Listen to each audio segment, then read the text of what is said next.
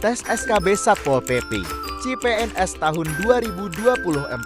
Soal 46-60. Soal nomor 46, ketika polisi Pamong Praja berperan sebagai saksi dalam persidangan, yang paling utama diperhatikan adalah A. Memperkuat bukti-bukti yang diajukan oleh penuntut. B. Menjaga konsistensi dalam penyampaian fakta di persidangan. C. Memberikan kesaksian yang akurat dan objektif sesuai fakta. D. Mengikuti prosedur persidangan sesuai dengan kode etik. I. Mendukung penegakan hukum dengan mengutamakan integritas. Tuliskan dan cocokkan jawabanmu.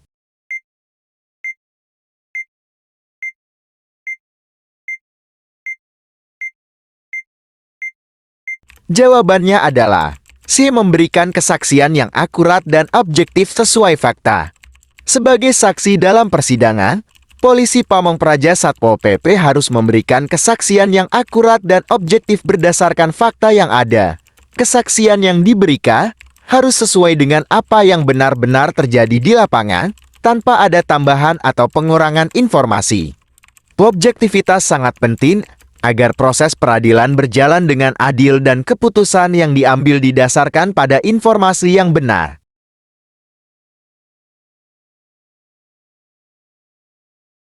Soal nomor 47 dalam penyusunan rencana program ketertiban umum.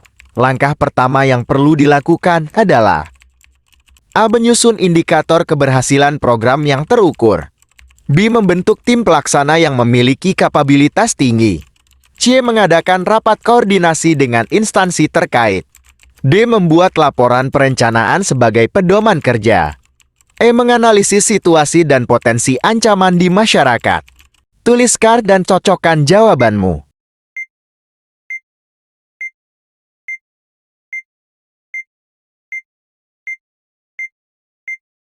Jawabannya adalah I. Menganalisis situasi dan potensi ancaman di masyarakat.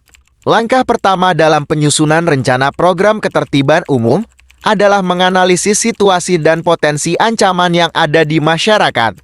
Analisis ini penting untuk memahami kondisi nyata di lapangan, seperti potensi kerawanan, gangguan ketertiban, dan masalah sosial yang dapat mengganggu ketenteraman umum. Dengan memahami situasi dan potensi ancaman, rencana program ketertiban umum dapat disusun secara lebih tepat sasaran dan efektif. Soal nomor 48, pada kegiatan penyelenggaraan ketertiban umum, peran polisi Pamong Praja dalam melakukan deteksi dini bertujuan untuk A. Menyusun laporan sebagai bahan evaluasi bulanan. B. Menginformasikan potensi konflik kepada pihak berwenang. C. Memperkuat data-data ketertiban untuk analisis keamanan. D. Mencegah potensi gangguan ketenteraman yang lebih besar.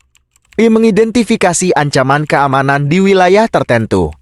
Tuliskan dan cocokkan jawabanmu.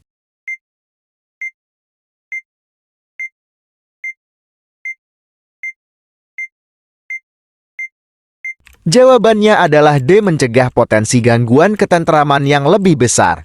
Deteksi dini yang dilakukan oleh polisi Pamong Praja bertujuan untuk mengidentifikasi potensi gangguan ketertiban umum atau ancaman terhadap ketenteraman masyarakat sebelum masalah tersebut berkembang lebih besar.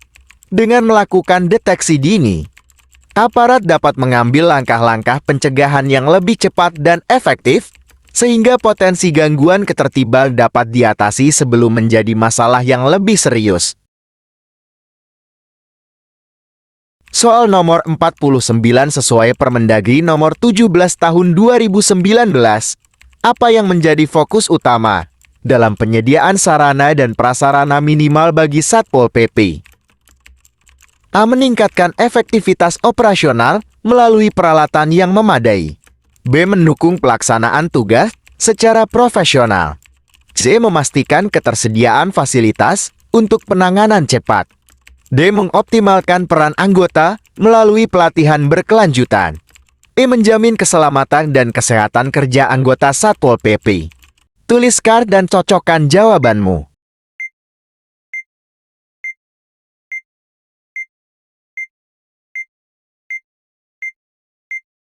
Jawabannya adalah A. Meningkatkan efektivitas operasional melalui peralatan yang memadai. Permendagri nomor 17 tahun 2019 mengatur tentang penyediaan sarana dan prasarana minimal bagi Satpol PP dengan fokus utama pada meningkatkan efektivitas operasional melalui peralatan yang memadai. Hal ini bertujuan untuk memastikan bahwa Satpol PP dapat melaksanakan tugas dan fungsinya dengan baik, termasuk menjaga ketertiban umum dan keamanan di wilayahnya. Soal nomor 50 dalam melaksanakan tugasnya, Satpol PP harus berkoordinasi dengan pihak-pihak terkait. Manakah di bawah ini yang tidak termasuk pihak terkait dalam penyelenggaraan Trantibum? A. Pemerintah desa atau kelurahan. B. Perusahaan swasta. C. Kepolisian. D. TNI. E. Kejaksaan. Tuliskan dan cocokkan jawabanmu.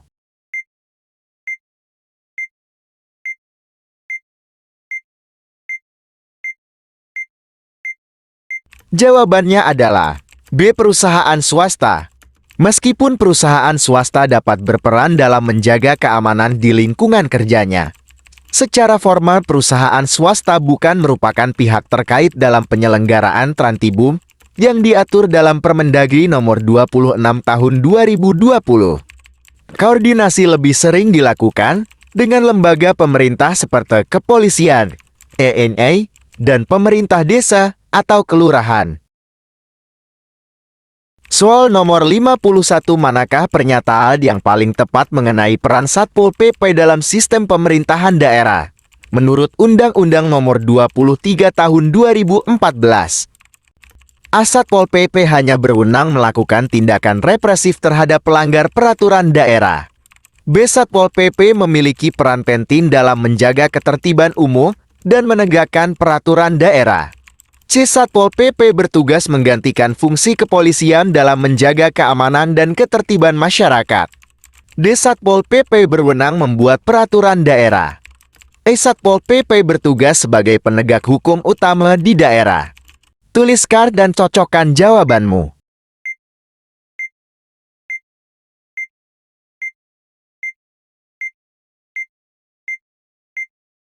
Jawabannya adalah B. Satpol PP memiliki peran penting dalam menjaga ketertiban umum dan menegakkan peraturan daerah.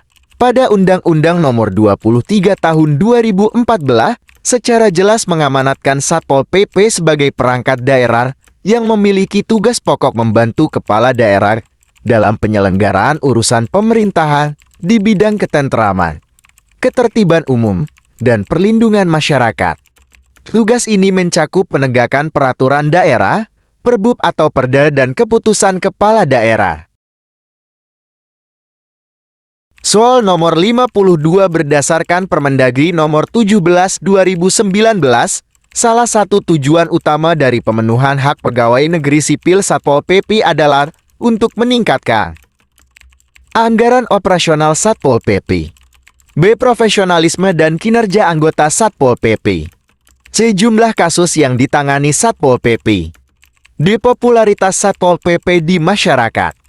E. Jumlah anggota Satpol PP. Tuliskan dan cocokkan jawabanmu.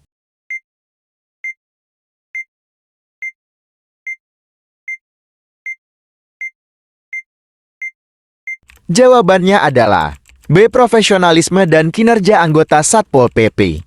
Pemenuhan hak pegawai negeri sipil bertujuan untuk meningkatkan kesejahteraan dan motivasi kerja anggota Satpol PP sehingga berdampak pada peningkatan profesionalisme dan kinerja mereka dalam menjalankan tugas.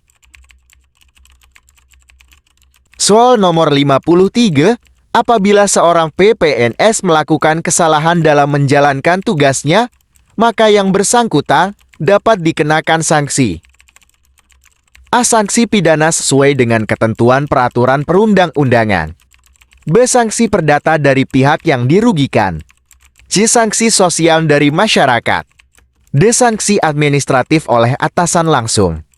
E. Semua jawaban benar. Tuliskan dan cocokkan jawabanmu.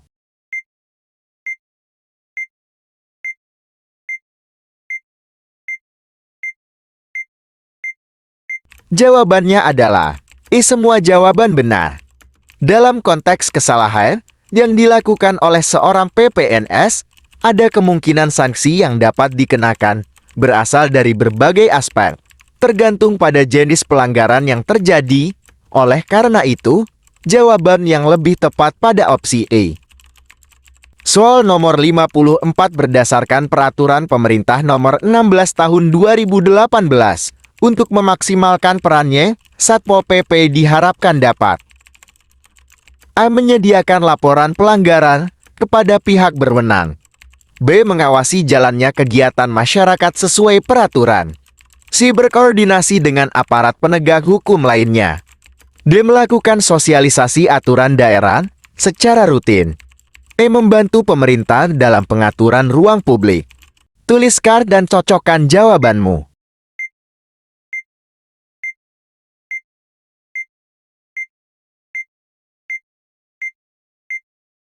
Jawabannya adalah C. Berkoordinasi dengan aparat penegak hukum lainnya.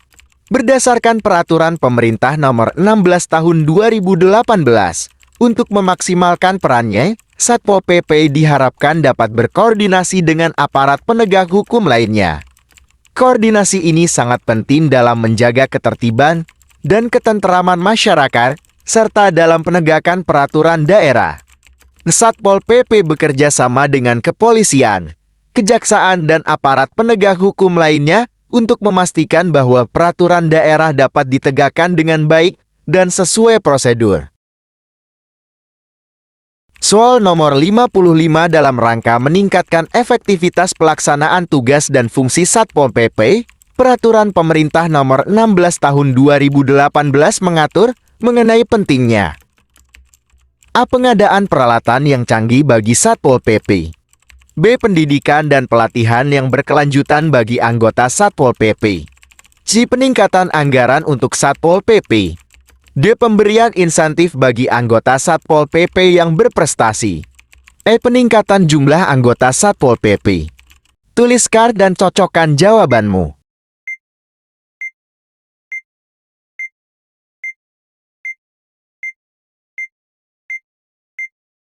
Jawabannya adalah B. Pendidikan dan pelatihan yang berkelanjutan bagi anggota Satpol PP.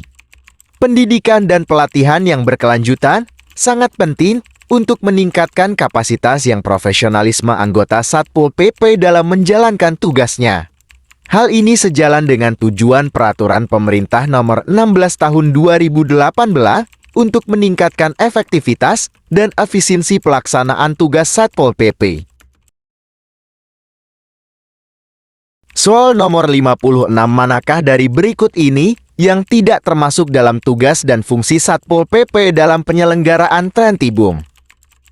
A. Penyelenggaraan keamanan dan ketertiban. B. Penyidikan tindak pidana. C. Pembinaan masyarakat. D. Pengawasan terhadap penyelenggaraan ketertiban umum. I. Penegakan peraturan daerah. Tuliskan dan cocokkan jawabanmu.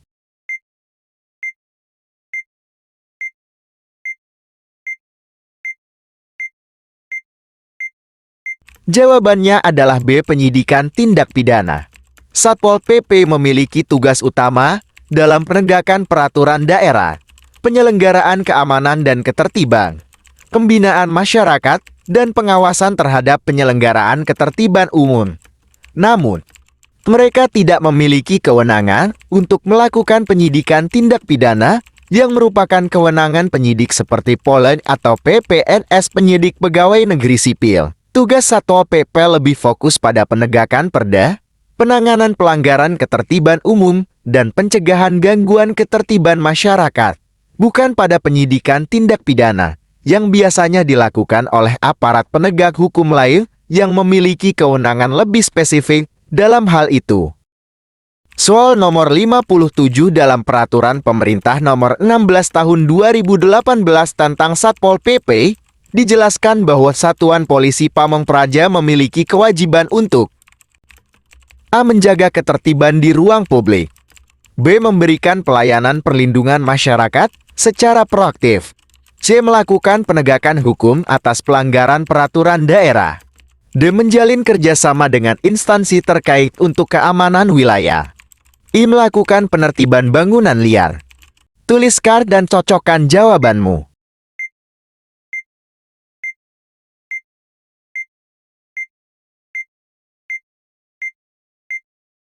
Jawabannya adalah C. Melakukan penegakan hukum atas pelanggaran peraturan daerah. Dalam Peraturan Pemerintah Nomor 16 Tahun 2018 tentang Satpol PP, salah satu kewajiban utama polisi Pamong Praja Satpol PP adalah melakukan penegakan hukum atas pelanggaran peraturan daerah. Satpol PP bertugas untuk menegakkan peraturan daerah Perda, termasuk menertibkan pelanggaran yang terjadi di masyarakat, baik yang berkaitan dengan ketertiban umum, kebersihan, atau ketertiban sosial lainnya.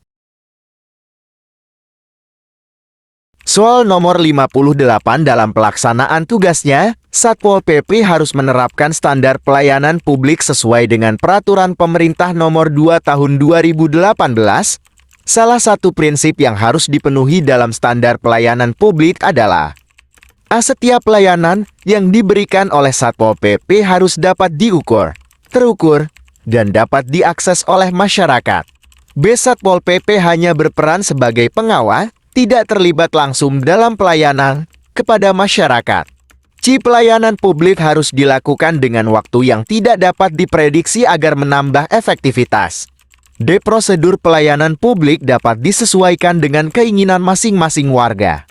E. Penyelesaian masalah harus dilakukan hanya dengan pendekatan hukum tanpa melibatkan masyarakat. Tuliskan dan cocokkan jawabanmu.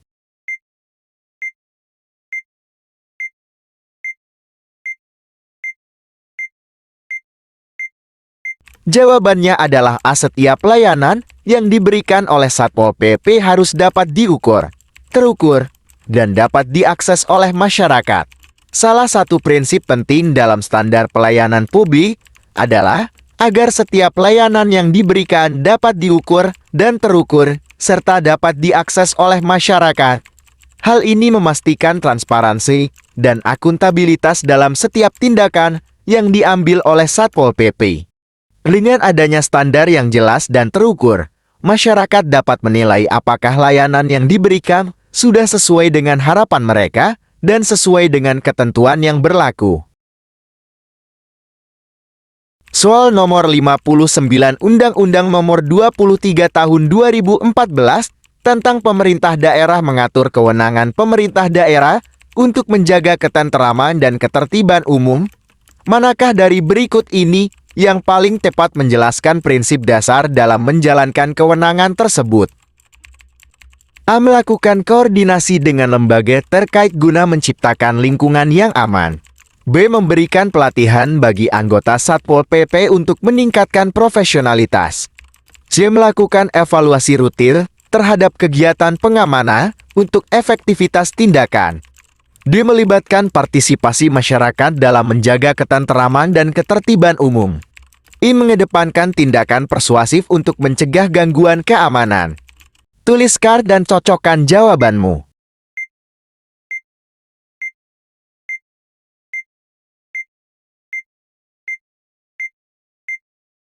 Jawabannya adalah D. Melibatkan partisipasi masyarakat dalam menjaga ketenteraman dan ketertiban umum.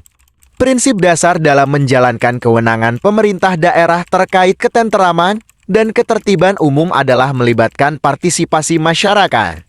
Hal ini penting karena masyarakat memiliki peran kunci dalam menciptakan dan menjaga ketenteraman serta ketertiban di lingkungan mereka.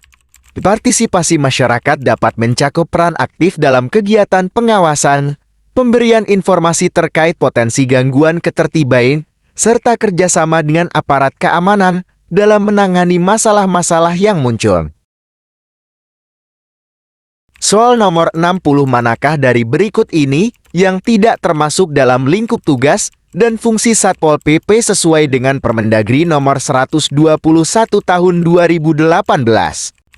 A. Penanganan konflik sosial. B. Penyelidikan dan penyidikan tindak pidana. C. Perlindungan masyarakat. D. Pengawasan penyelenggaraan ketertiban umum. I. Penegakan peraturan daerah. Tuliskan dan cocokkan jawabanmu.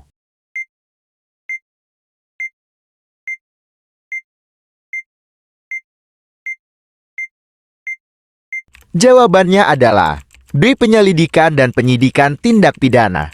Penyelidikan dan penyidikan tindak pidana merupakan kewenangan kepolisian. Satpol PP bertugas menegakkan perda dan menjaga ketertiban umum, namun tidak memiliki kewenangan untuk melakukan penyelidikan dan penyidikan tindak pidana.